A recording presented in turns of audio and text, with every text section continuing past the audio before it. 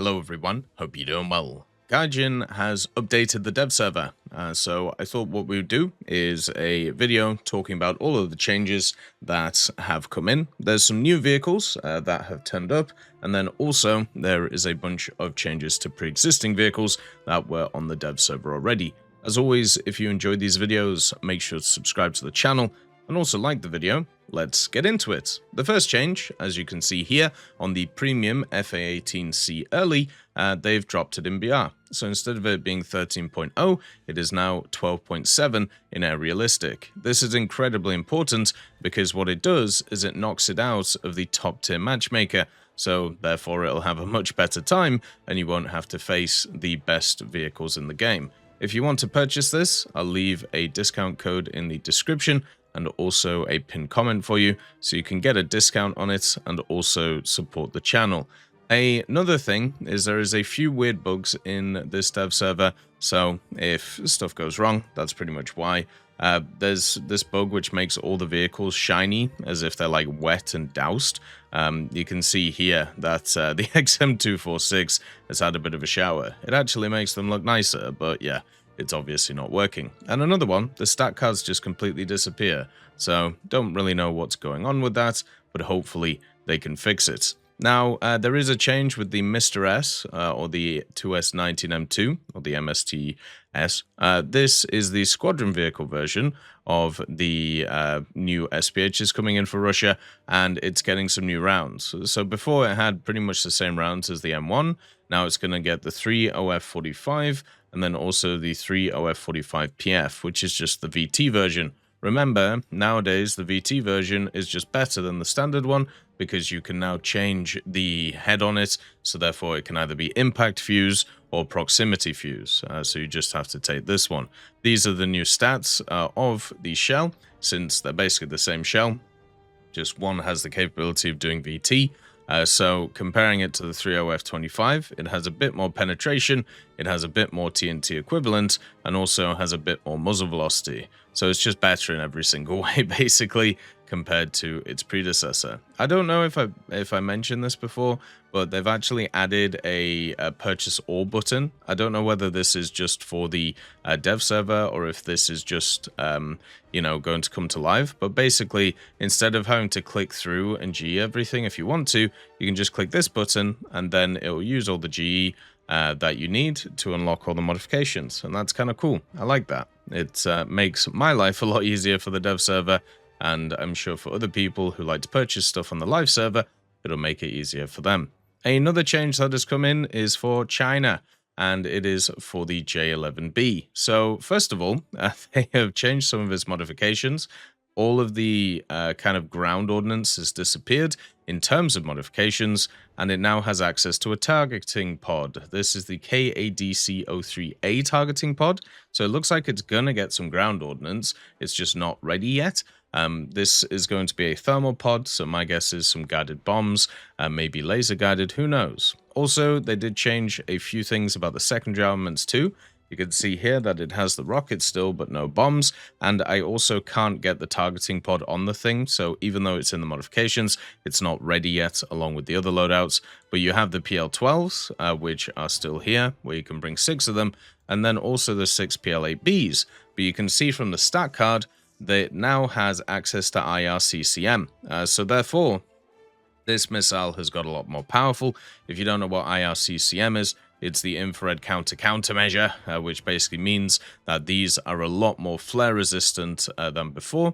Stuff like AIM-9Ms, Magic 2s, and also R-73s have this ability. They all have different varying kind of strengths of IRCCM, and I'm sure the PL-8B will too, but this missile just got a lot stronger because of that. And it also means that it does have a difference compared to the standard missile, which is around the place. So it should be a lot good, or it should be very good as a dogfighting missile. You may have also noticed there's another vehicle that is sat over here.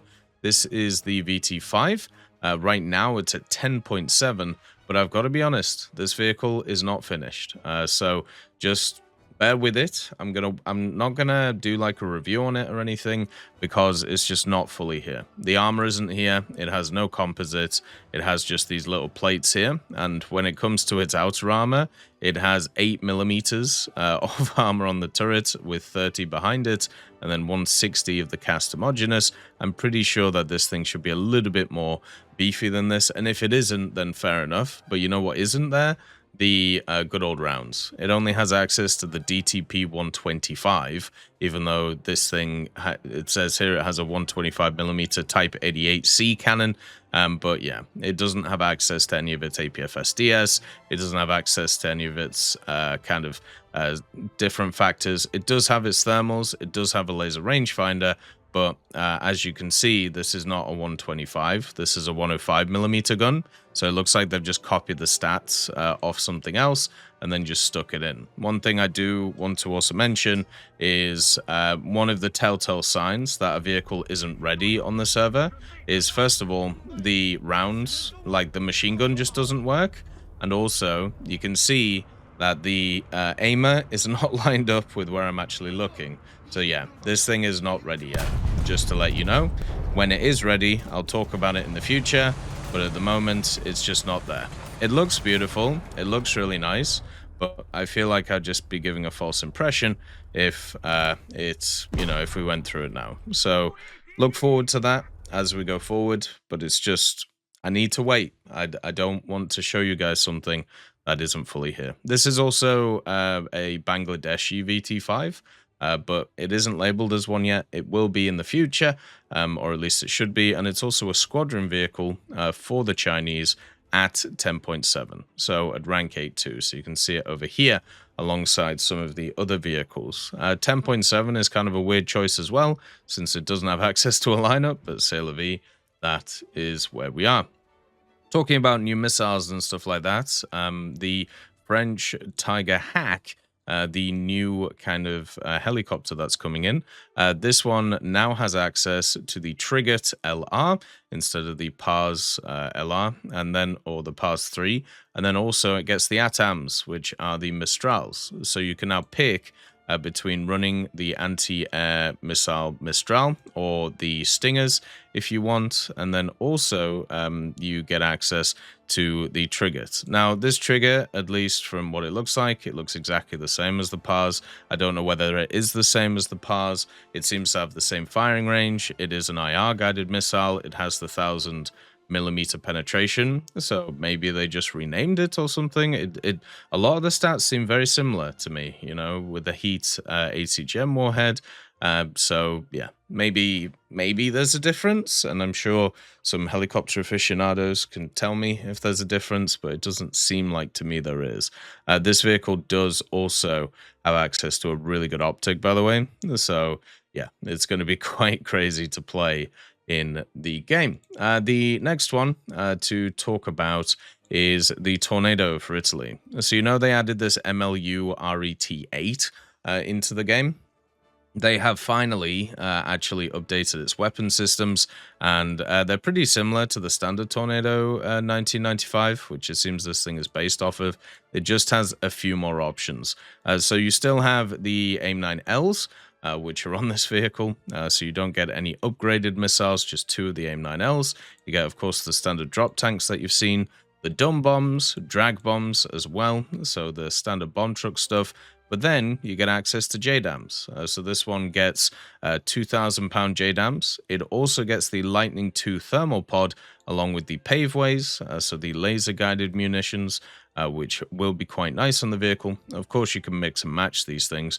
And then also you have the LJDAMs, which are the GBU-54Bs. These are laser, IOG, and GNSS. So these are the ones which are similar to, I believe, the ones that are on the Rafale, where if they lose their targeting, they still kind of go and home in on the point, which they're supposed to, if they lose their laser targeting. So they basically just follow wherever you kind of dropped off the bomb, which is pretty useful, and you can switch between the targeting too. Then you have just some more JDAMs which are around.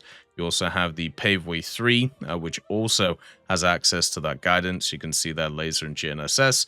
It's a 2,400 pound version of the paveway.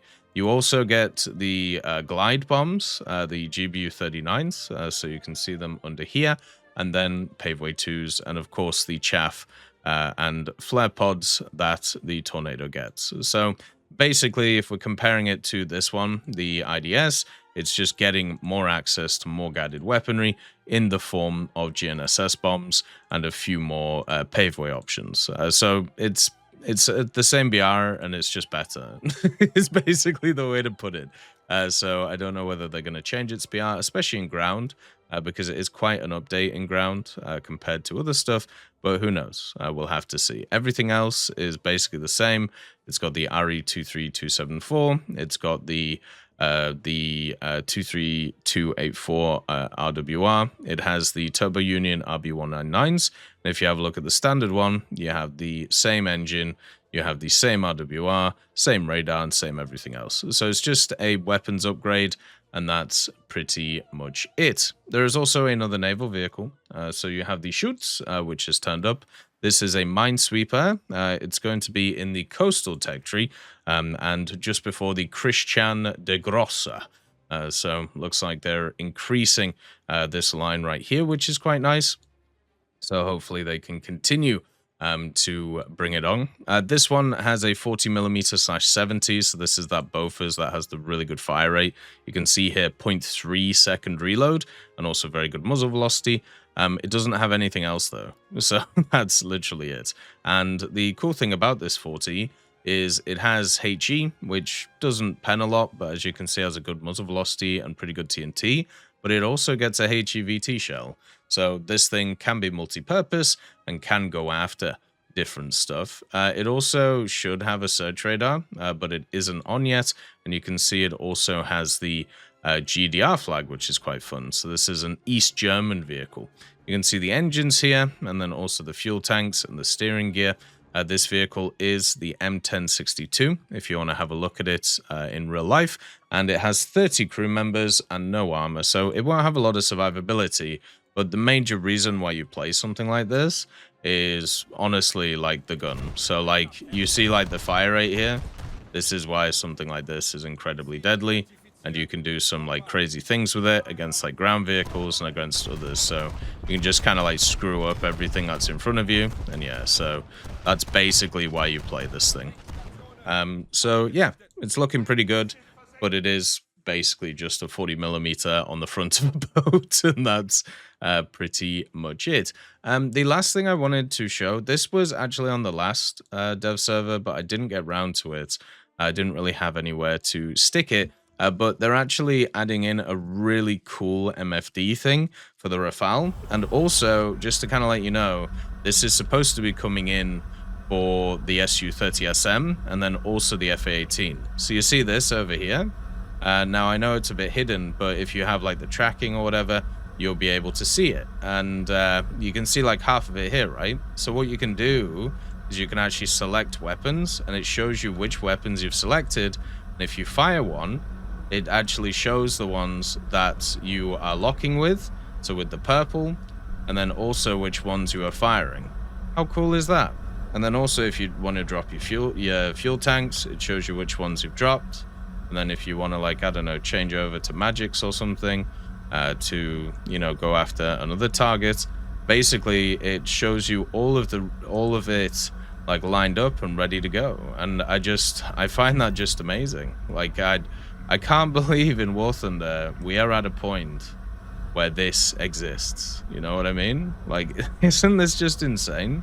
And I know I can't show it properly over here because of the setups, but you get what we're showing, right? Like, it's really cool. And by the way, if you ever want to change the MFD stuff, you can see here, you basically press 7, and then you can switch between the different ones which are ahead of you. So this one changes that screen. The multifunction displays, this one also can show like that. And then also you can see all of the different ones that are here. So yeah, it's kind of cool, right? How crazy War Thunder is in 2025. But yeah, as always, hope you have a wonderful day. I'll see you next time. I'd just like to thank GMG Smiley, CD Beans, Chieftain Mike, EMN3 Galaxy, Tulio Pontecorvo, Brendan Quinn, Carrion Crow, Gus Irenicus, Pyman, Wartinder, Teddy, Daniel Stanton, Martinez, B. Young, Ozzy Panzer, Alan Hacker, Liam Shear, Opium Prime, Lafouche, Sem, Aslan, Uncle Bean, and Derek R. for supporting the channel.